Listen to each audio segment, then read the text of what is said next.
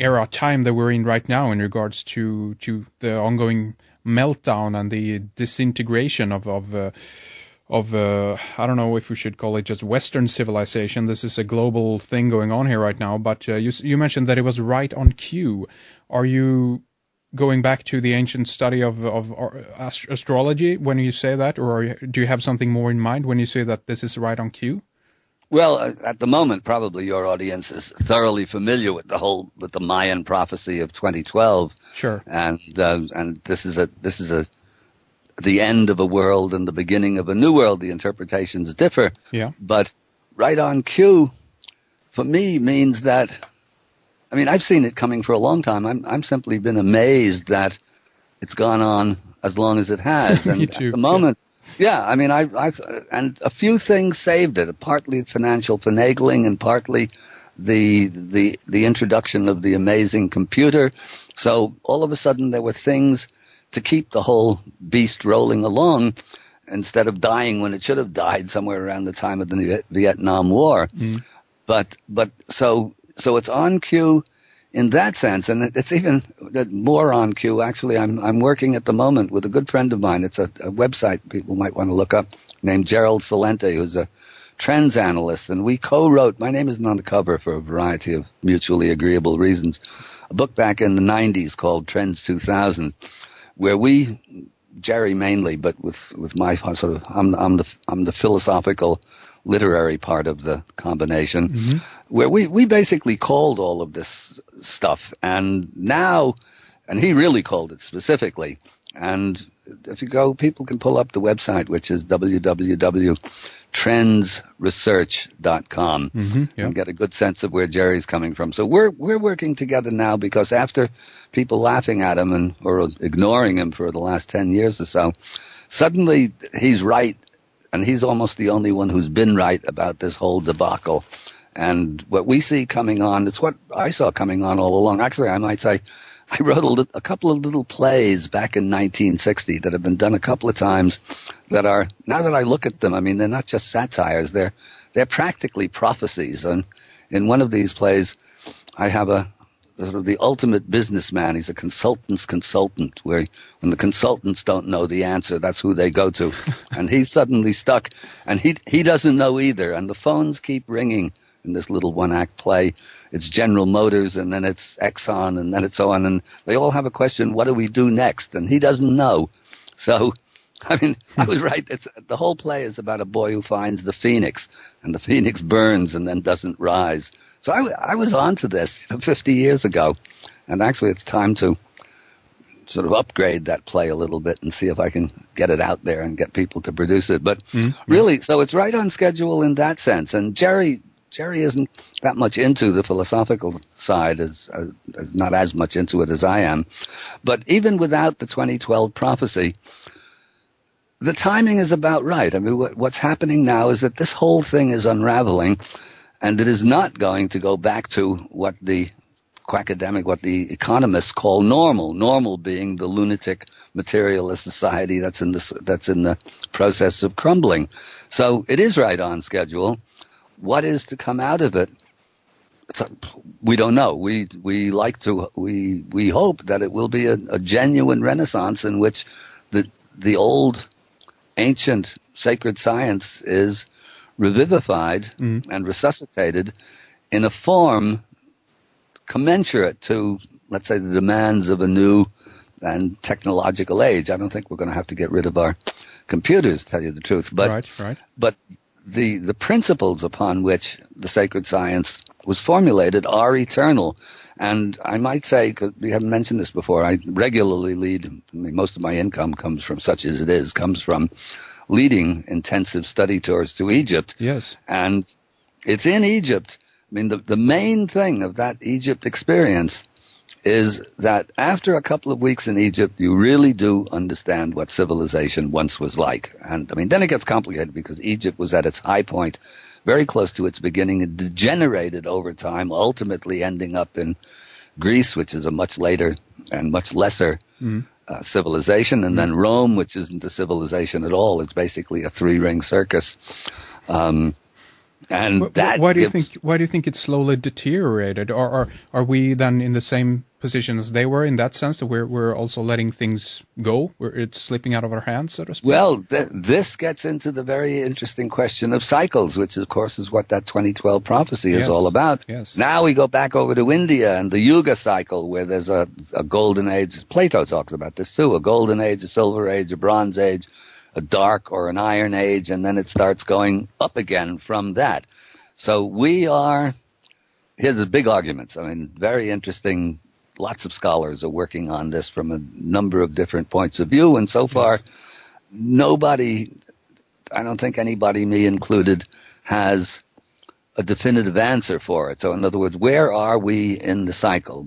Maybe the best, I love using analogies, so it's sort of like that it's very difficult to judge from our human point of view what other civilizations were like. This is why Egypt is so interesting, because there it is. You walk through it, and I mean, if your mind isn't blown by this incredible stuff, there's something seriously wrong with you, because you get a sense of what had been and what was lost, but it's lost because of a natural cycle of time, probably connected to the precession of the equinoxes. And as I said, this gets complicated. We could go 2 hours just on the question of precession. But just to use an analogy, for example, you imagine a conscious and sentient creature that lives for just a minute. If that minute happens to fall at midnight and it's raining, the view that creature has of what life is all about will be totally different from a minute at high noon in Southern California, right? Yes. So then you go the next step up the hierarchy, let's say the cycle of the seasons, and you have a sentient creature that lives for a day. Well, if that day is in the middle of January and it's still raining, well, both of these characters seem to live in Wales, then it can have absolutely no idea of what a day in June in Southern California would actually be like, unless some kind of memory of that has percolated down through myth and legend, at which point our day person might simply say, well, that's a bunch of nonsense. That's just fantasy. What life is really like is raining in the middle of Wales in January, and we call it progress. So you're talking about that our perspective is very limited, right? We get this short lifespan amount of time, and we basically can't look outside that, you know? Exactly. I mean, we have our 80 years or our 90 or 100 years, and that's a day. That's more or less, let's say, roughly equivalent to a day within the 365-day yearly cycle. So we really can't get it, and the only way we can get it is, well, in part through study, in part through access to, some of the glorious architecture and art and music that's come down to us over the years. And of course, you get it in Egypt, more so than any place else, because even though other civilizations certainly had the same doctrine in their own form and constructed accordingly, there's almost nothing left. In other words, you go to China, you go to India, there's virtually nothing there from, say, 2500, 3000 BC. I mean, they say that in Egypt, they say that there are pyramids. For instance, we don't have to digress and go into that all now, but there is some evidence and researches that are pointing to the fact that there even are pyramids in China. Have you heard about that? Oh, there are. Oh, sure. Right. Shaka's seen those. Sort of mysterious. I mean, they're more like, I don't think they're stone constructed. I think they're earth, but they're definitely pyramids. Yeah. And access to them is difficult. I don't know. I don't think anybody knows when they were built or why they were built. Schoch actually has written a couple of good books called, by the way, his name is Schoch, Robert Schoch, Schoch, called Voyages of the Pyramid Builders, and another one called Secret of the Stones, looking into the whole catastrophe theory and this strange phenomenon of pyramids all around the world. Yes. There they are, the ziggurats of Babylon, of Mesopotamia, and the much later pyramids of Mesoamerica. And yes, there they are in China. They're all over the place. But strange places. But they're very well preserved in Egypt. That is a fact. I mean, do you think that has to do with the climate, that there isn't any rain, there isn't any severe weathering going on down there right now, except from the sun and the blowing sand, of course? But mainly that. Plus, Egypt had and has, well, it doesn't have any more because you can fly over it and bomb it. But until relatively recently, Egypt was as secure as any civilization on Earth, bounded on three sides by practically impenetrable desert, and on the north by the swamps their own swamps to the north, and the Mediterranean Sea. So it was very difficult to invade it and conquer it. And at the same time, Egypt was blessed in another way, in that the food jumped out of the ground. I mean, nowadays they've got 70 million people in an area that should only support 25 million, so they've got big problems. But in ancient Egyptian days, along came the floods. The floods covered the land for 4 months of the year. Nobody had anything to do. Sit around, no television.